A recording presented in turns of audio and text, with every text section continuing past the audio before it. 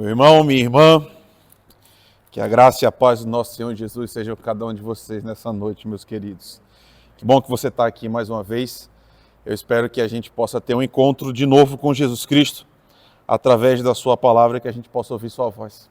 Vamos orar? Muito obrigado, Senhor, porque o Senhor é bom, o Senhor nos congrega aqui, Pai. Muito obrigado porque, olhando uns para os outros, a gente pode se reconhecer como irmãos, como irmãs, e essa nossa união é um presente que o Senhor nos dá, e isso tudo foi conquistado através da Tua morte e da Tua ressurreição, Senhor. Então, nos ajuda a perceber que a gente tem o privilégio hoje, de novo, de estar aqui contigo, e agora que a gente vai à Tua palavra, a gente te pede que o Senhor seja conosco, que o Senhor fale aos nossos corações, que o Teu Santo Espírito nos instrua, nos leve à verdade, para que saiamos daqui mais parecidos com o nosso Senhor Jesus. É o que te pedimos, no nome dele. Amém. Eu não sei se você estava aqui na semana passada, mas se não foi o caso, a gente começou um percurso que vai ser longo, irmãos, porque o texto é longo. Eu estava fazendo uma pesquisa por curiosidade mesmo, pessoal, e Gênesis é o quarto ou quinto maior livro da Bíblia, em volume, né? Em palavras. Então vai ser uma jornada longa. E a gente começou no início. A gente foi para o início da Escritura tal qual ela se apresenta para nós. A gente tem o livro de Gênesis como o livro que abre as Escrituras. Então, na semana passada, a gente olhou o capítulo 1, que se repousou na criação. A gente vai voltar para o capítulo 1, uma pequena parte, e ir para o segundo. Se na semana passada a gente falou da criação no sentido mais lato, assim, amplo, grande, hoje a gente vai focar mais, a gente vai recortar e a gente vai olhar a criação do ser humano, que a gente não falou na semana passada. Então hoje a gente vai ver como a Bíblia nos ensina a partir de Deus mostrando como ele cria o ser humano. Só que eu quero resgatar algumas noções que a gente falou na semana passada, porque se elas foram verdades lá, elas continuam sendo agora. E elas são muito importantes para nós que somos estudantes da Escritura, e a gente precisa entender o que esse texto fala para a gente, especialmente em Gênesis, tá? Novamente, a gente precisa reenfatizar qual vai ser a nossa aproximação do texto. Porque no último encontro, eu tentei mostrar para você que a gente pode fazer as perguntas erradas para o texto. Se você está lendo a Escritura, isso é muito importante, meu irmão. Eu estou falando isso desde a primeira vez que eu te encontrei. Você é um leitor da Escritura, então você conversa com esse texto. Ele fala com você e você faz perguntas a ele, e tentando responder essas perguntas, você vai encontrando no texto aquilo que ele se propõe a te dizer. Só que você pode fazer as perguntas erradas, porque você pode não entender qual é o objetivo que o texto foi escrito. E se você não entende o objetivo, você vai procurar nele coisas que não estão. E nisso você vai se perder. A gente pode acabar esperando que o texto diga alguma coisa para nós que ele não tem essa intenção. Então, a tese clara, antes de tudo, a gente já falou disso de forma mais extensa, então eu vou resumir. Mas eu quero que fique claro para você, Gênesis não é, especialmente o começo, tá? Não é um texto para tirar todas as suas dúvidas sobre a mecânica da criação. Gente, como isso é importante, porque tem muita gente que perde muito tempo olhando para esse texto, tentando encontrar a mecânica da criação. O que eu estou falando de mecânica? Qual foi o processo exato que Deus usou para criar cada mínima coisa? Não é para isso que esse texto está aqui. Deus não deu para a gente um relato extenso sobre todas as minúcias. Não é um relato científico. Talvez seja essa a centralidade do que eu quero te dizer. Talvez você não tenha entendido exatamente o que eu quis dizer na semana passada, e agora eu vou deixar explícito para você, certo? Se você olha para esse texto e pergunta assim, onde é que estão os dinossauros aqui? Apesar de ser uma pergunta legítima, apesar de ser uma curiosidade que todo mundo tem o direito de ter, não foi para isso que o texto foi escrito. Você entende isso? Se Deus quisesse que a gente entendesse exatamente cada mínimo detalhe dessas nossas dúvidas que o texto não está dizendo, ele teria dito, mas ele não diz. Quer ver outra coisa que as pessoas perguntam olhando para esse texto? Lembra que o padrão de Deus é dizer, Deus criou tais e tais e tais coisas, houve manhã e tarde e foi tal dia. Existe um dia antes que o Sol e a Lua tenham sido criados.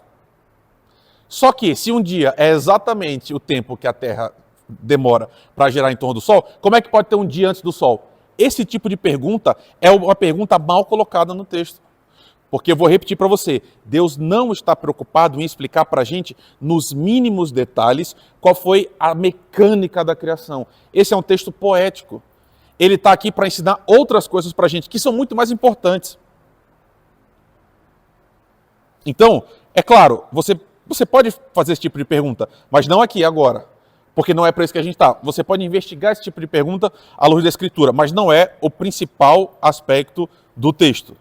A linguagem poética, né, e mais fluida da narrativa lança a luz naquilo que realmente importa. O que é? Deus criou todas as coisas. É para isso que esse texto está aqui. E Deus criou todas as coisas e tudo o que existe no universo, sem nenhuma exceção, tem existência autônoma. O que isso significa? Nada que existe no mundo tem uma existência à parte de Deus. Tudo que existe depende de Deus para existir. A criação, essa é uma segunda verdade, ela tem uma ordem determinada. Deus criou e Deus deu um jeito para a criação funcionar. E todas as vezes que a criação tenta escapar dessa forma para a qual ela foi criada, a gente tem pecado, a gente tem doença, a gente tem problema. Então, essas informações são inequívocas. Esse tipo de coisa não cabe debate, entende? Todo mundo que lê o texto tem que concluir, Deus criou todas as coisas. E Deus criou todas as coisas de um jeito específico.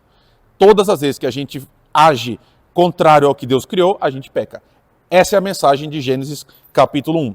Inclusive eu não coloquei ainda, mas eu vou soltar depois para você que não estava aqui. Se você quiser ouvir na extensão toda, né? Para você poder ver isso no detalhe. Mas é isso. Hoje o texto que a gente vai apresenta a mesma estrutura.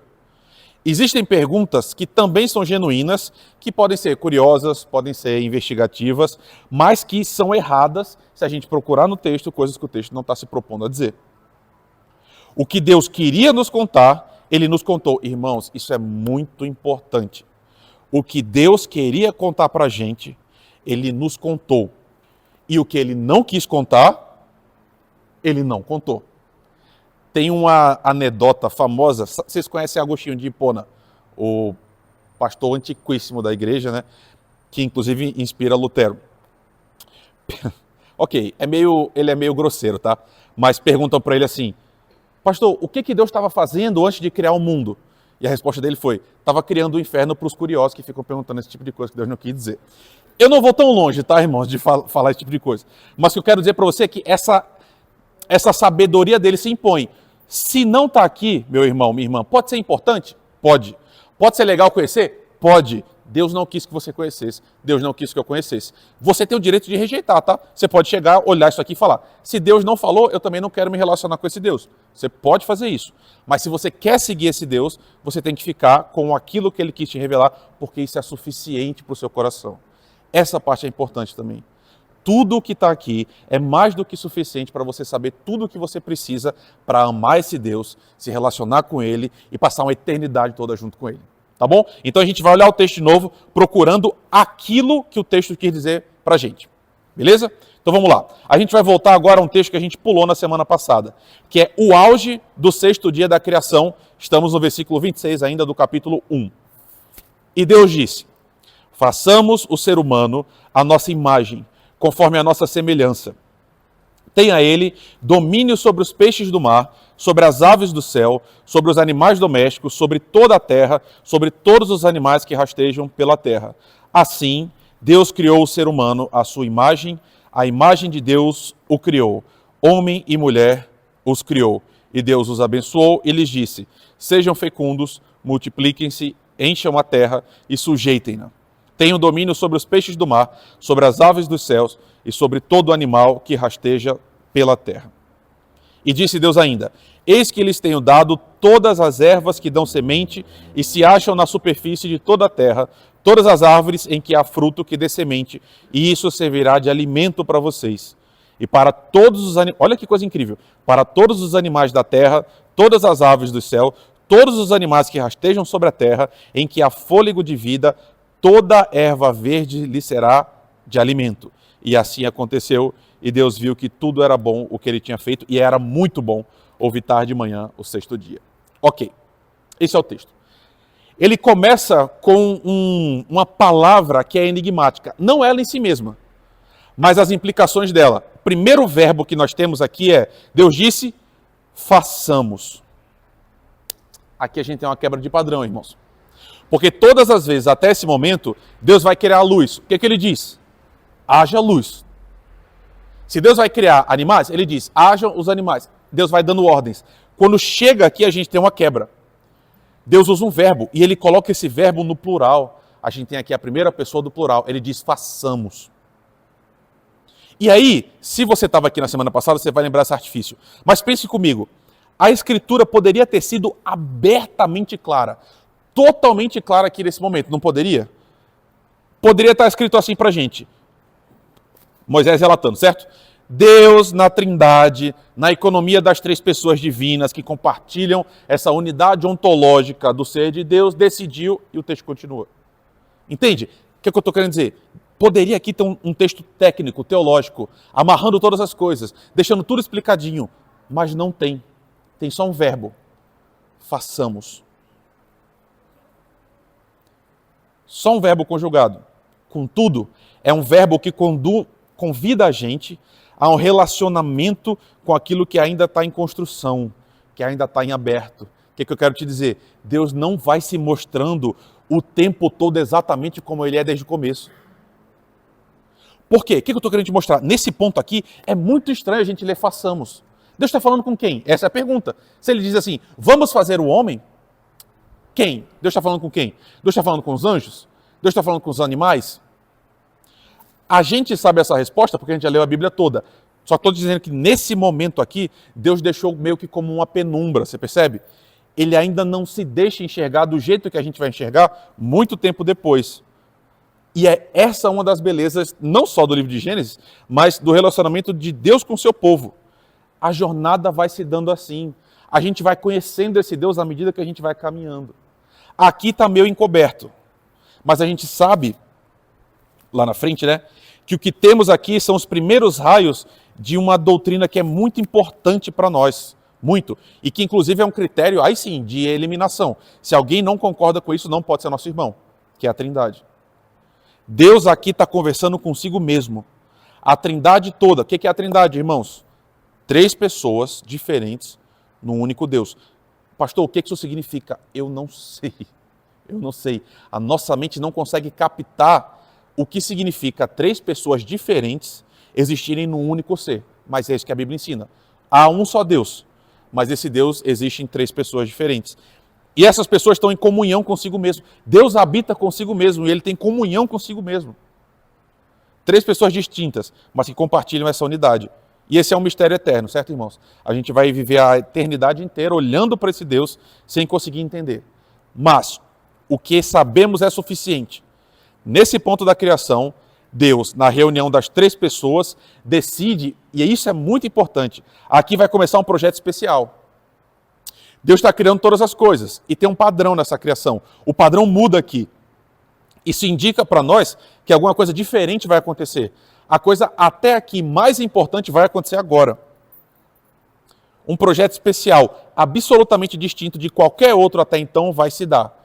E aí o que nasce é uma das suas criaturas que vai ser completamente diferente. Que apesar de ter algum tipo de semelhança na sua constituição com o resto da criação, ela vai estar em outra posição. Ela vai estar numa categoria distinta. E ela vai ter características que nenhuma outra criatura vai ter. Que criatura é essa, irmãos? O ser humano. No ponto mais alto da criação, certo? É a última coisa a ser criada, portanto, recebe uma certa glória. Deus faz o homem. E olha que coisa, homem aqui, certo, irmãos? Humanidade, ser humano. O ser humano só é criado quando todo o ambiente já está pronto. Já está tudo separado. Águas num lugar, terra no outro. Já tem vegetação. Todos os outros animais estão aí. Já tem o sol, tem a lua, tem luz. Depois que está tudo pronto, chega a hora de Deus colocar o ser humano nessa criação como o ápice. E aí aparece... Nossa, irmãos, a gente podia passar talvez semanas só falando disso. Vai aparecer uma expressão que é muito importante, muito mesmo, para todo mundo que quer ser presbiteriano. Eu nem sei se todo mundo aqui é presbiteriano, nem quer ser. Mas se você é presbiteriano e você é reformado, calvinista, isso é muito importante. O ser humano, nesse momento aqui, ele tem uma distinção específica que o texto está dizendo com o resto da criação. Qual é, irmãos? O que o ser humano tem de tão diferente assim do resto? Ele é feito à imagem e semelhança de Deus. Isso pode significar uma cópia perfeita. Pode.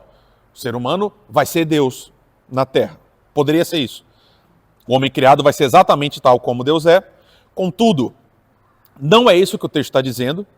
E a gente sabe também que Deus é único. Ele é irrepetível. Ele é o inigualável. Não há ninguém igual a Deus. Ele é o totalmente outro. Então, o que o texto está dizendo não é que a gente é igual a Deus, numa outra versão. Nunca poderia haver um Deus como ele. O que a gente sabe é que essa criatura, e aí sim é importante, tem algo nela em específico que vai funcionar como uma imagem de Deus. Vai ter uma semelhança com o Criador. E aí, de novo, uma pergunta que parece ser muito simples, mas que é uma questão filosófica bastante difícil e complexa. Meus irmãos, o que é uma imagem? E aí, acho que eu já devo ter te falado isso em outro momento, mas dizem que Sócrates, o filósofo, ele saía andando pela rua perguntando para o povo assim, o que é justiça? O que é liberdade? Perturbando, gente doida, né? Perturbando os outros na rua, colocando essas questões difíceis. Mas a ideia é, a gente usa conceitos que a gente, na verdade, às vezes não pensa direito o que eles significam em toda a sua potencialidade. O que é uma imagem? Porque o texto está dizendo que nós somos imagem de Deus. E aí, talvez a palavra que melhor sintetize o que é uma imagem é representação. Uma imagem é uma representação de algo. Uma imagem é uma entidade que aponta para outra. É uma entidade que em si mesmo está comunicando para quem a vê uma parte daquilo que o todo é. É complexo, eu sei, mas eu vou tentar te explicar. Uma foto. Se você viu uma foto minha, é uma imagem. Essa foto sou eu na sua totalidade? Não, não tem como ser. Mas você percebe que ela capta um aspecto de quem eu sou e apresenta? Isso é uma imagem. Tentando simplificar ao máximo, tá? A coisa real é muito mais complexa. Ela é muito mais multifacetada.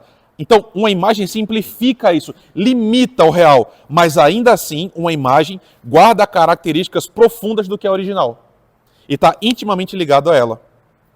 Isso quer dizer que eu não sei quem você é, eu não sei se você é crente, não sei se você já anda com esse Deus, mas você hoje aqui, mesmo sem andar com ele, você é uma imagem do Criador. Você já parou para pensar nisso com calma? Você hoje, aqui vivo, desse jeito que você é, tá? Quer perder peso? Queria ganhar cabelo, já perdeu cabelo? Mudou a cor do seu cabelo? Não importa o quão você acha que você está errado na sua imagem. Você é uma imagem do Deus vivo, do ser mais maravilhoso, mais brilhante, mais eterno que existe no mundo. Hoje você aqui, você é uma imagem de Deus. Você guarda semelhanças com o Criador e isso é absolutamente maravilhoso e único. Nada mais no mundo é assim. Porque o resto da criação aponta para Deus. Isso é verdade. A gente vai ler em Romanos capítulo 1, que toda a criação aponta para Deus. É verdade. Mas em especial você aponta para Deus mais do que o resto da criação inteira. Olhar para você e para mim e para qualquer outro ser humano é ver uma representação de Deus. E aqui eu quero ser claro. Eu estou dizendo que você é divino? Não estou dizendo que você é divino. Certo? Deus é Deus. Você é uma parte de Deus? Você não é uma parte de Deus. Deus é uma coisa, você é outra. Mas ainda assim, você pode enxergar uma parte de quem Deus é no ser humano. Sendo uma criatura só, que é o que você é, que é o que eu sou. A gente aponta para esse Deus. A gente é uma representação desse Deus. A gente consegue enxergar uma parte do caráter de Deus que está impressa em cada um de nós. E isso é fascinante. Eu, pelo menos, acho isso lindo. E é um privilégio imenso. Deus gera o ser humano com essa distinção única. Ser uma representação do Criador, semelhante a Ele. Bonito, irmãos? Legal? Isso traz uma série de complicações para nós, como sempre é, né? Isso traz uma série de problemas para nós, irmãos. E essa mensagem, por isso que eu falei sobre calvinismo, essa mensagem é muito importante para nós hoje. Hoje. Porque o que a Bíblia ensina? O ser humano, quando Deus criou, é em si mesmo uma representação, uma imagem do próprio Deus vivo. É semelhante ao Criador. Isso quer dizer que, por iniciativa de Deus, todo ser humano tem algo dele em si mesmo, só por existir. E aí, entender isso é entender que a base da doutrina cristã, que se desdobra disso aqui que a gente está lendo, é que a gente precisa ter um cuidado universal com o próximo, irmãos. Sabe, deixa eu te falar uma coisa. E por favor me ouça, isso é muito importante. Eu estava agora vendo o jornal e isso está todos os dias sendo tratado em todos os planetas, pelo menos no mundo ocidental, hoje. Para fins de organização estatal, para fins do jeito que a gente se organiza no mundo hoje, existem cidades. Existem cidades? Sim. Existem estados? Também. Nações? Também. Para a forma que o ser humano se organiza no mundo hoje, como a gente funciona, tem brasileiros e tem chilenos, não tem? Tem bolivianos, colombianos. Mas você entende aqui hoje, conversando comigo, que se você é cristão, apesar dessas categorias existirem e serem importantes para o dia a dia, numa forma mais ontológica, que é no essencial, no centro das coisas, só existe uma categoria de pessoas no mundo. Todos os seres humanos no mundo são imagem e semelhança do Deus vivo. Sim ou não, irmãos? A gente pode mudar isso? Uma pessoa pode tirar de si ser imagem de Deus e ser semelhança de Deus? Não. Ela foi criada. Todas as pessoas no mundo foram criadas por Deus, irmãos. Todo ser humano é uma criação de Deus. É algo que Deus fez com suas próprias mãos, com esmero, com cuidado, para refletir a sua glória nesse mundo. Então isso muda muito a forma como a gente vê todos os outros seres humanos também. Porque, mais uma vez, todos os seres humanos hoje que estão vivos sobre a face da terra são imagem, são semelhança de Deus. Isso significa que todo o coração hoje é um campo missionário. Você entende isso? Todo mundo é alvo de Deus. Todos os seres humanos no mundo merecem respeito, merecem ter direitos e merecem ter dignidade. Você entende? Quando a gente fala direitos humanos, e esse é um conceito muito atacado, se a gente está chamando de direitos humanos aquilo que a gente definiu, sei lá, na Convenção de Genebra, por quê? Porque o ser humano nasce com direitos inalienáveis e todo ser humano é igual. Eu acho que a gente pode criticar isso. A gente pode mesmo. Porque a base desse tipo de pensamento é o ser humano nasce com um direito ontológico só porque ele é ser humano. A gente pode rejeitar isso. E pode mesmo. Só que, se a gente é cristão, a gente entende que todo ser humano nasce com direitos no mundo. Por quê? Porque é uma imagem e é uma semelhança do próprio Deus Criador. Nenhum ser humano tem existência autônoma, irmãos. Todos os seres humanos foram criados por Deus e guardam a imagem de Deus. É a coisa mais importante da criação, todo ser humano. E aí, desculpa, agora eu vou ser muito claro com você. Eu não sei qual é a sua experiência, mas quando eu ando em São Paulo, eu tenho várias reações. Porque eu ando pela rua, eu uso transporte público. E às vezes a gente sai tarde da noite, especialmente quando acaba a aula lá no Mackenzie, tem que voltar mais tarde. Dia desse, eu e Laís, a gente teve, por uma série de fatores, a gente teve que passar pelo centro de São Paulo à noite. Era um dia de semana. Eu tenho várias reações. Mas, meu irmão, nenhuma reação que eu tenho é de nojo. Você entende? Eu não sinto nojo quando eu estou andando. E por que eu estou dizendo isso? Porque a gente está vendo no mundo que ensina pra gente a ter nojo de outras pessoas. Essa semana, a gente estava numa lanchonete com amigos nossos. E aí, a gente foi abordado. E, meus irmãos, foi uma experiência inconveniente. Foi irritante. Atrapalhou a gente. Porque a gente estava conversando, de repente chegou uma pessoa, um morador de rua, completamente embriagado, e queria conversar com a gente. E você entende o que eu estou dizendo? Ninguém gosta de sujeira, irmãos. Ninguém gosta de falta de higiene. Ninguém gosta de doença. Ninguém gosta de ver outras pessoas doentes, inclusive dentro do seu espaço, conversando com você, pegando em você. Né? Ninguém gosta de crime, irmãos. Ninguém gosta de estar à mercê da violência. Ninguém gosta do homem mau.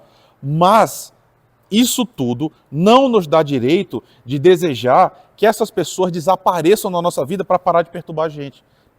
Você está entendendo o que eu estou dizendo para você? Você percebe como a gente está num limite difícil? Mas você entende o que eu estou falando? Você tem direito de desejar que não haja mais assaltos em São Paulo? Tem. Você tem direito de desejar que não tenha mais ninguém morando na rua em São Paulo? Tem também. Você tem direito de desejar que a gente construa um muro, coloque todas essas pessoas lá dentro e deixe elas morrerem para a gente poder ficar bem? Não. Não tem. Por quê? Porque essas pessoas são boas? É por causa disso? Não, irmãos. Essas pessoas são ruins? São ruins. Nós somos ruins também? Somos ruins também. O Senhor nos alcançou, o Senhor continua nos chamando a servi-las para que elas sejam alcançadas também.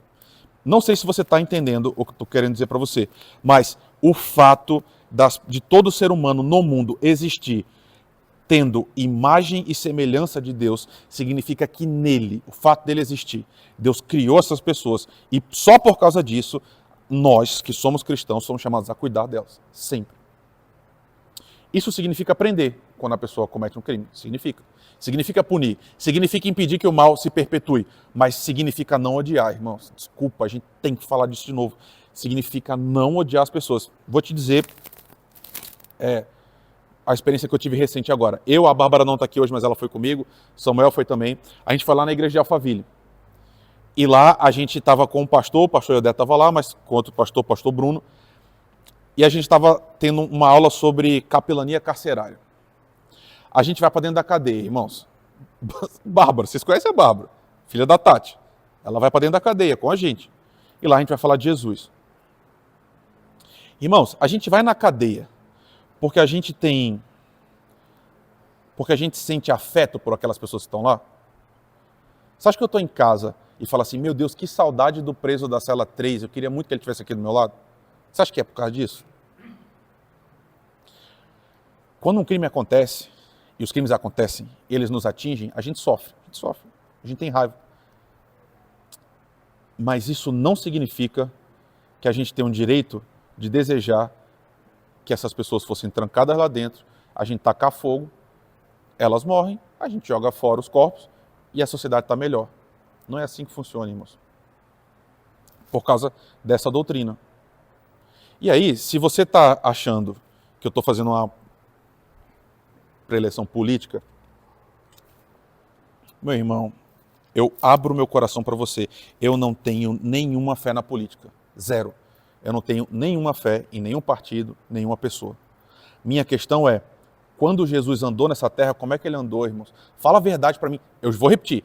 Eu estou falando uma coisa errada? Levanta a mão e fala, pastor, isso aqui, e a gente vai conversar. Mas quando Jesus andou na terra, ele andou com quem, irmãos? Quem que era a multidão que andava perto de Jesus? Era gente boa? Quando Jesus andou, ele andou com os mestres da lei? Os mestres da lei andavam com Jesus? Ele ia comer na casa da galera rica? Ele foi algumas vezes. Mas, majoritariamente, os discípulos dele eram compostos pela elite de Jerusalém da época? Não, irmãos. Sabe com quem Jesus andava? Olha, eu vou te falar, você talvez ficasse extremamente incomodado com Jesus se ele estivesse andando agora em São Paulo. Porque a gente esperava, vamos supor que Jesus vai voltar para a terra, o que a gente espera? Que ele vai vir ficar aqui dentro da igreja com a gente, não é isso? Fala assim, pô, Jesus, vamos dar um tempo com a gente, vamos puxar isso da igreja. E Jesus vai ficar aqui e a gente ficar amigo dele. Jesus andava com prostituta, irmãos. E eu vou te falar uma coisa, algumas prostitutas podem até ser bonitas no sentido humano, porque, sei lá, elas super se produzem, são muito bem cuidadas e tal. Mas a esmagadora maioria da prostituição no mundo é feio, irmãos. E você sabe disso. É feio. Jesus andava com esse tipo de gente. Jesus andava com ladrão. Cara, Jesus andava com doente. Irmãos, já imaginou que deve ser andar com leproso? Na época da Palestina, qual devia ser o cheiro de uma pessoa que tem lepra, irmãos? Que tinha que viver fora da cidade, que não podia entrar em casa para tomar banho. Era essa galera que andava com Jesus, irmãos. Jesus andava com os malucos. Já viu isso na Escritura? Jesus andava com gente que era lunática, que era endemoniado. Esse era o povo que andava com Jesus. Esse foi o povo que Jesus serviu, que Jesus amou, que mais que Jesus foi e tocou. E agora, nós que somos filhos deles, a gente está se convertendo a uma forma de ver o mundo que chama outros seres humanos de lixo. E diz assim, você é um lixo. Qualquer que seja o grupo, né? Tem muitos grupos que as pessoas chamam de lixo. Só que a gente volta para a Escritura e olha esse tipo de coisa aqui. Deus dizendo, não tem um só ser humano no mundo que é um lixo. Por quê? Porque todo mundo é a imagem e semelhança de Deus. Vou repetir, para você não me entender errado. Eu não estou dizendo que as pessoas são um floco de neve, irmãos. Não estou dizendo que todo mundo é um algodão doce e que assim a gente vai abraçar o mundo inteiro e vamos seguir em frente. Não é isso. Eu só estou dizendo que o nosso chamado é para perceber que o próximo continua sendo o que ele sempre foi, o próximo. Gente que Deus criou. E essas pessoas foram criadas para ser como Jesus foi. Hoje elas estão dominadas pelo pecado. Mas quem é que vai mostrar para elas um Salvador que vai tirá-las do pecado? Cara, é a gente. Sabe, eu vou parar com isso para a gente seguir em frente. Mas eu vou te falar de novo, eu não consigo entender qual foi o momento na igreja que a gente parou de evangelizar. E quando eu falo parar de evangelizar, não é apenas falar para a pessoa que está do seu lado no trabalho. Isso é evangelizar também. Mas você lembra, talvez nem muitos aqui estão, mas você lembra quando entrava alguém na igreja e falava assim, eu era um traficante. Jesus me libertou e agora eu quero seguir em frente. E a igreja ficava feliz. Vocês lembram disso? E as pessoas batiam palma e cantavam porque Jesus transformou uma vida de uma pessoa desgraçada. Pronto. Por que hoje a gente fala assim, essas pessoas deviam morrer para a nossa vida melhorar? Eu não sei o que aconteceu, irmãos. Você não tem direito de odiar os estrangeiros, de odiar o diferente, de querer se fechar no seu próprio mundo e deixar o resto pegar fogo. Porque, mais uma vez, todo mundo é criado à imagem e semelhança de Deus, irmãos. Essa história continua no capítulo 2. O texto é quase uma repetição, certo? Só que, com recurso de ampliação, de detalhamento, os autores agora do texto vão organizar de uma forma que a gente possa perceber com maior clareza ainda o que foi dito no capítulo 1. Vamos ler rapidinho. Versículo 5. Não havia ainda nenhuma planta no campo na terra, pois ainda nenhuma erva do campo havia brotado, porque o Senhor Deus não tinha feito chover sobre a terra, e também não havia ninguém para cultivar o solo. Mas uma neblina subia da terra, regava toda a superfície do solo. Então o Senhor Deus formou o homem do pó, da terra, e lhe soprou nas narinas o fôlego de vida, e o homem se tornou um ser vivente. E o Senhor Deus plantou no jardim do Éden, na direção do Oriente, e pôs nele o homem que havia formado. Do solo, o Senhor Deus fez brotar todo tipo de árvores, agradáveis à vista e boas para o alimento. E também a árvore da vida no meio do jardim e a árvore do conhecimento do bem e do mal. Versículo 15. O Senhor Deus tomou o homem e o colocou no jardim do Éden para o cultivar e o guardar. E o Senhor ordenou ao homem, de toda a árvore do jardim você pode comer livremente, mas da árvore do conhecimento do bem e do mal você não deve comer, porque no dia em que dela comer, certamente você morrerá. O texto diz para a gente o seguinte, não havia ainda na superfície da terra planta. As plantas não haviam brotado ainda. Porque, o texto diz, versículo 5, Deus ainda não havia feito chover. E aí aparece um momento fundamental no texto. O texto diz para a gente, isso ainda não tinha acontecido porque não havia ninguém para cultivar o solo. Olha que coisa, o texto está ensinando para a gente claramente que o ambiente ainda não estava pronto, não havia ainda alcançado o seu potencial. Por quê? Porque estava faltando cultivo, estava faltando trabalho. O texto diz, não havia ninguém ainda para cultivar o campo. E é nesse contexto, então, que Deus cria o ser humano. Deus cria o ser humano, e aí o texto, versículo 7, diz que ele o forma do pó da terra. A maioria dos comentaristas concorda com duas coisas sobre esse texto. Primeiro, o ser humano é matéria, certo? Apesar de ser a coroa da criação, apesar de ser a coisa mais importante da criação, de novo, imagem e semelhança de Deus, o ser humano ainda é feito de matéria, de pó. Deus toma do pó da terra e cria o ser humano, que compartilha então com o restante da criação o fato de ser matéria. E a segunda coisa, o ser humano é simples na sua constituição, né? Curioso isso, né? Ao mesmo tempo que Deus coloca o ser humano como a coisa mais importante da criação, ele faz o ser humano do pó, que é uma palavra usada no resto da escritura inteira para falar de coisas simples, coisa que não tem muito valor, pó, poeira. Mas aí, essa poeira criada no ser humano atinge o seu máximo valor quando Deus sopra sobre o ser humano. O próprio Deus sopra sobre o homem e o homem passa então a viver. E aí, irmãos, talvez tenha passado isso para você num detalhe maior, que de toda a criação, Deus retira uma parte e a elabora com ainda mais esmero para colocar o homem. O texto diz, Deus cria um jardim. Já parou para pensar nisso? A terra já estava pronta, estava perfeita. De toda a terra, Deus escolhe um local ainda mais importante, um jardim. Deus como um jardineiro. E ele escolhe, perceba, o desejo de Deus é abençoar o homem profundamente. Porque entrega a esse homem um espaço cheio de vida, de conforto, de prazer e de glória. Então a criação aqui aparece como um presente que abençoa o ser humano. Nesse jardim, versículo 9, as árvores são agradáveis à vista, boas para os alimentos. E aqui vai aparecer uma coisa polêmica, que nem é tanto, mas talvez você não tenha percebido isso. Você notou alguma coisa diferente nesse relato? O texto diz, Deus nesse jardim colocou todo tipo de árvores à vista do ser humano, agradáveis e boas para o alimento. E no capítulo 1 a gente vê Deus fazendo a mesma coisa. Na nossa primeira leitura, você notou alguma coisa diferente da sua experiência? O que pode ser uma tristeza grande para alguns de vocês? Irmãos, quando Deus cria todas as coisas, Ele cria tudo perfeito? Sim? O que o ser humano comia? Hã? O ser humano comia alguma outra coisa? Opa, peraí. O que Deus deu para o ser humano comer? Segundo aqui, a criação, tá? Fruto das árvores. Irmãos, tinha churrasco no Éden? Por que não? Significava morte. Tinha morte no Éden? Volta comigo aí no capítulo 1, versículo 29.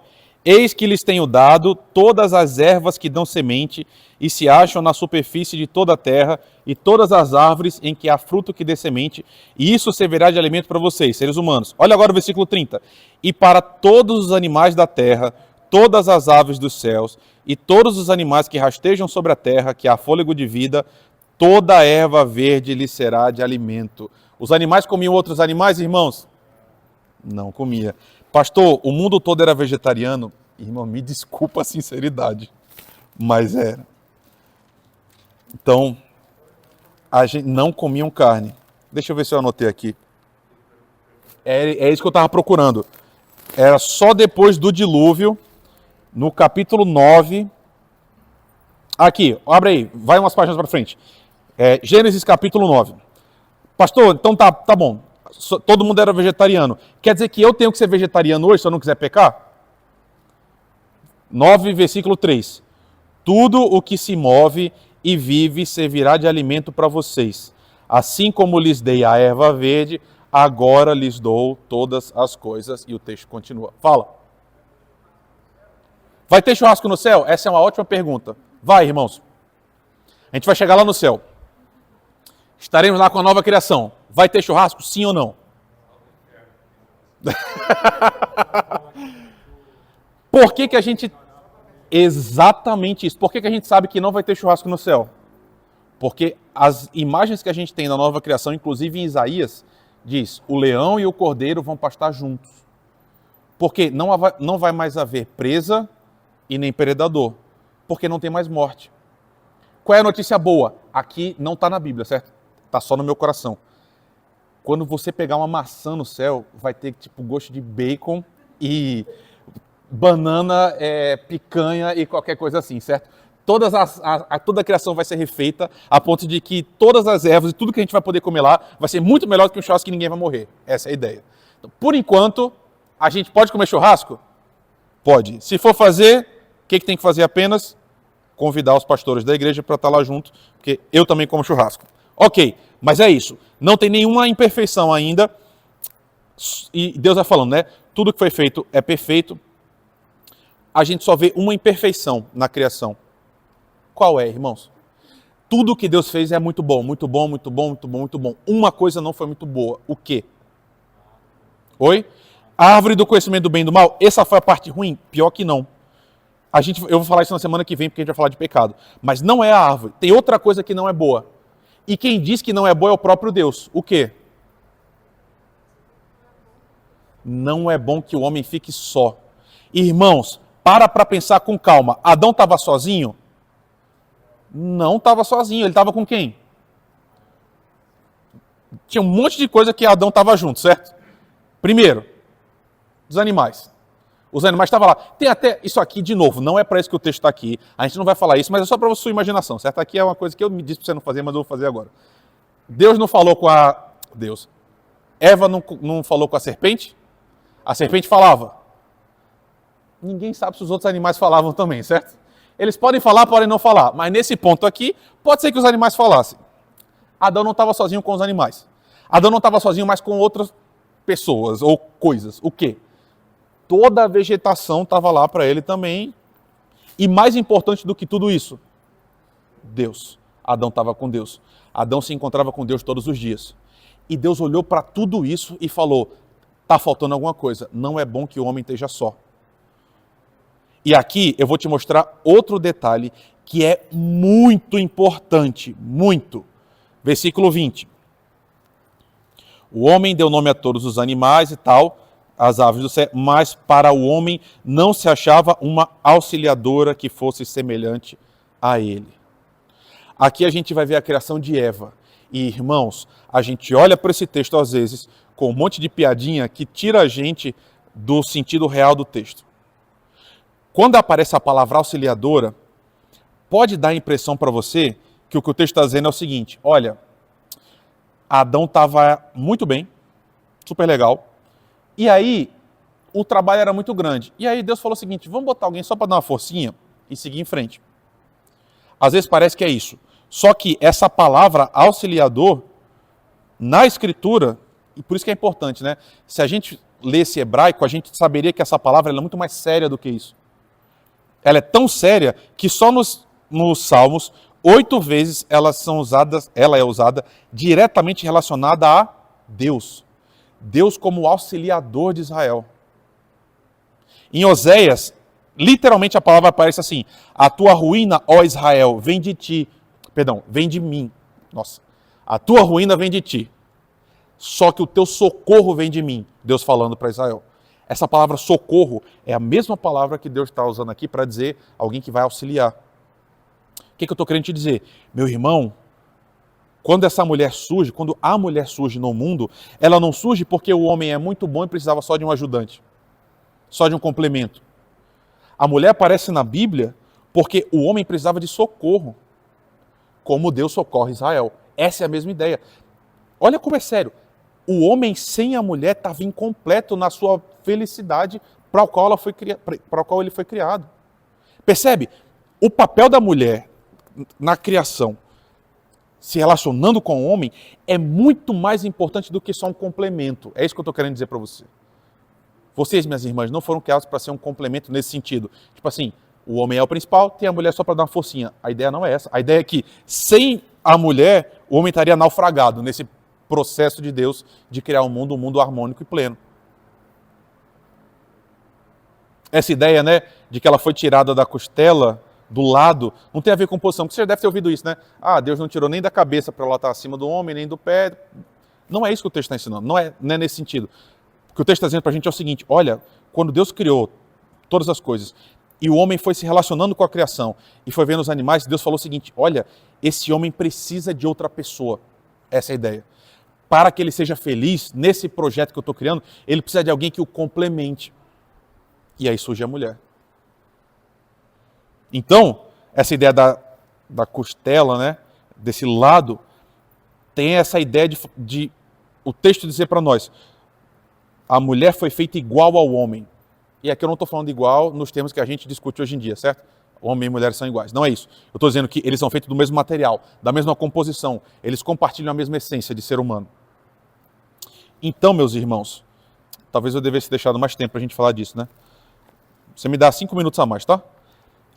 Eu quero te falar uma coisa. Sabe, irmãos, a gente precisa resgatar o ensino bíblico tal qual o ensino bíblico se impõe para nós. Porque o texto é muito mais bonito e muito mais sério do que a gente faz parecer às vezes. Várias vezes eu vejo irmãos, e aí, ok, eu nem vou julgar o coração deles, mas tratando esse texto, falando assim, estava tudo bem na criação até que veio a mulher. E aí faz piada, né? Porque aqui começaram os problemas. Sabe, irmãos, o texto está ensinando o seguinte para nós, homens. Você foi criado para se casar. Você, mulher, também foi criada para se casar. É possível existirem pessoas muito felizes sem estarem casadas. É possível.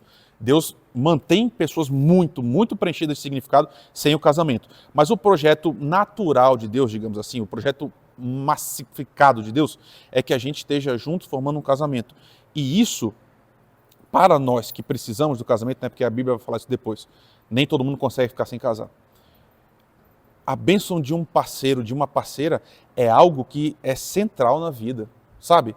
Essa pessoa que está do seu lado, no plano original de Deus, não é só um complemento, sabe? Não é tipo assim, só um tapinha para a nossa vida em frente.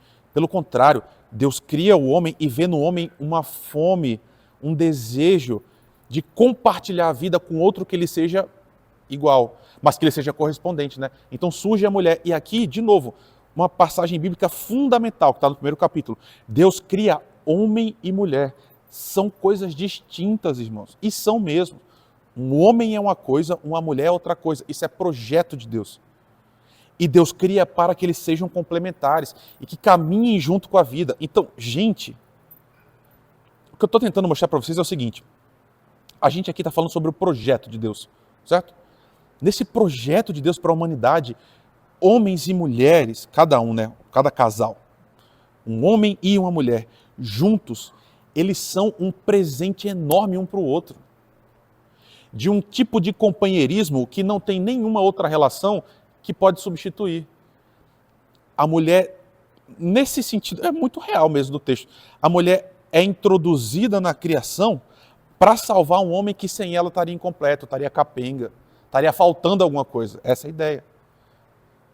Por isso que o texto termina, versículo 25, ele vai dizer o seguinte, os dois estavam nus e eles não se envergonhavam disso. É uma forma muito poética, eu acho, pelo menos eu acho, muito bonita de terminar o texto dizendo o seguinte para a gente. Quando Deus cria esses dois e Deus entrega a mulher para o homem, e aí tem uma poesia mesmo, né? Adão diz, finalmente essa agora é osso dos meus ossos, carne da minha carne. E aí Deus fala, agora você vai deixar pai e mãe para se unir, para gerar uma só família. Toda essa imagem ela é muito bonita, ela é muito revestida de uma potência de vida muito grande. Por quê? Não tem pecado ainda. Nesse casal não tem disputa, não tem inveja, não tem ciúme, não tem divisão, não tem uma opressão, não tem. São duas pessoas vivendo de forma absolutamente harmônica, pura, se completando perfeitamente, os dois contribuindo para que os dois vão para frente. E eles viviam dessa nutrição mútua, né? Desse amparo mútuo, desse cuidado mútuo, sem qualquer aparição de novo, disputa, jogo de poder, essas coisas. Ambos cuidando um do outro e indo para frente. Então a gente vai deixar o texto aqui, mas o que eu tentei mostrar para você hoje é que o projeto de Deus envolve perfeição, irmãos.